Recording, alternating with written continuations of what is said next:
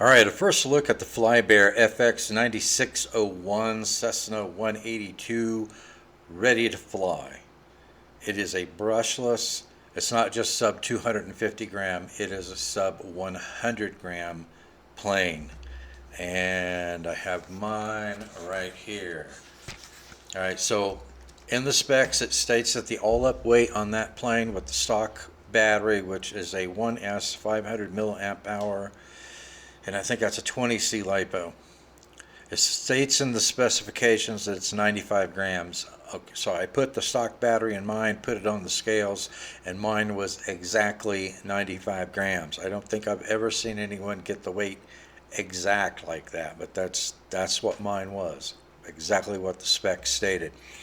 Okay, so I want to take a look at some of the assembly, some of the other specifications of the plane, and I want to go over all the functions on the transmitter.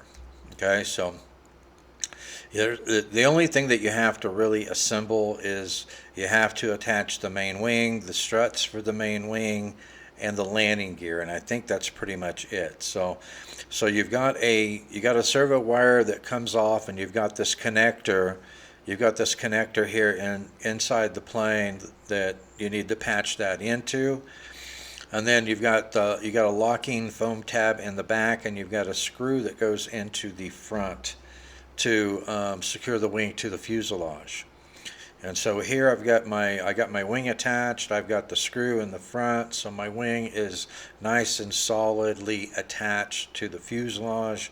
I've got my little canopy off, as you can, for the battery compartment, motor compartment. As you can see, there's a foam locking tab in the back that just slots into the fuselage, and then it's got two little plastic risers that come up on the fuselage, and two little plastic sockets on the front of the battery compartment hatch, and those just snap in. Alright, so here I've got the struts laid out on top of the wing so you can see them. You can see the two receivers right here on the side of the fuselage, just in front of the leading edge of the wing. So these are ball joints, and you've got these little plastic balls on the end of the strut, so they just snap in. So what I did was I snapped mine in, the ball joints in first, and then attached the other end to the receivers on the wing. You've got these little plastic risers right here that go right inside this little donut here on the end of the wing strut, and then you've got two retaining screws that will hold those in. But I like the ball joints on the struts because rather than breaking a wing or something, those will pop out. You know, if they hit hard, those will pop out. Okay, so here you can see I've got the struts, I've got the ball links popped into the receivers there on the side of the fuselage, and then right here I've got the retaining screws. So the struts are completely installed on the wing, and I checked it, you know, after installing the struts, there's not much flex to the main wing at all, so it really makes everything very, very solid. And here you can see where I've taken the landing gear, just slots into the plastic receivers on the bottom of the fuselage. I've got there's just a slight angle to the struts on the rear wheels. I've got those angled backward, and on the front you got that little coil spring on the strut, and I've got that facing forward. So that's how I've got mine installed. I wanted to show you the transmitter. The transmitter has high rate, low rate, and then it has three different modes on the gyro, A, B, and C. So mine is mode 2. So I've got the throttle and the rudder on the left-hand stick, and the aileron and elevator on the right-hand stick. You can see on the top left-hand shoulder of the transmitter here, that is, they call it rudder gear, but it's a high rate, low rate switch is what it is. When it's in low rate, you'll hear one beep. When it's in high rate, you'll hear two beeps. Okay, you got your power LED light indicator here. You've got your power button, just a push button, as you can see right here. There's your A, B, and C switch. You've got your rudder trim adjustment. I don't know that the trim adjustment for the rudder, for the throttle, does anything. Typically they don't.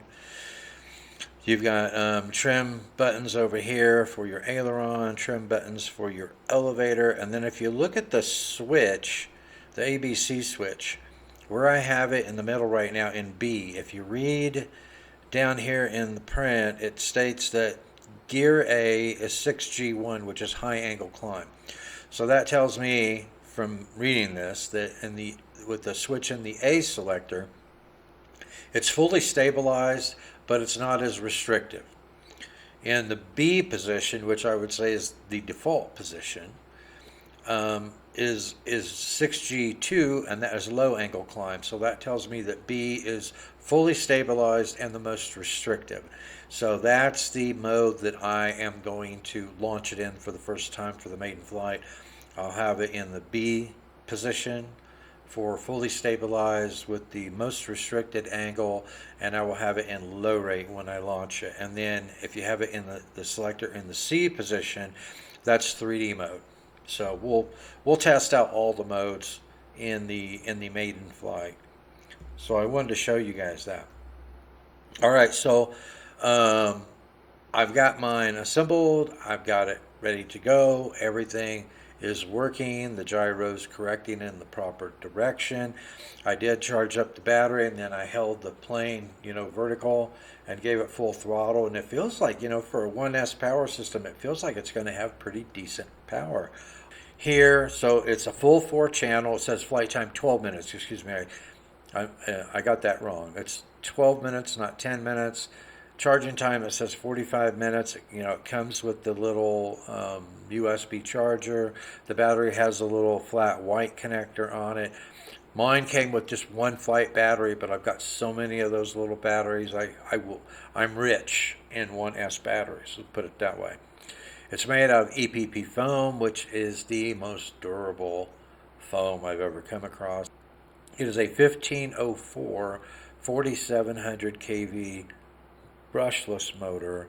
Okay, so it states the LiPo is a 1S 500 milliamp hour 25C. I thought it was a 20C, so it's 25C LiPo. And I think I've got one more image that I want to show. Yeah, so here we go. All right, so here's where it shows you all the different modes. I wanted to go over that one more time. Automatic balancing, the 6G mode, no aerial stunts because it's fully stabilized and restricted. Again, in the image it says A level or 6G1 is fully automatic, meaning that it's fully stabilized, large angle climbing mode. And then 6G2 in the B selector, fully automatic, small angle climbing, and then C level is a stunt mode.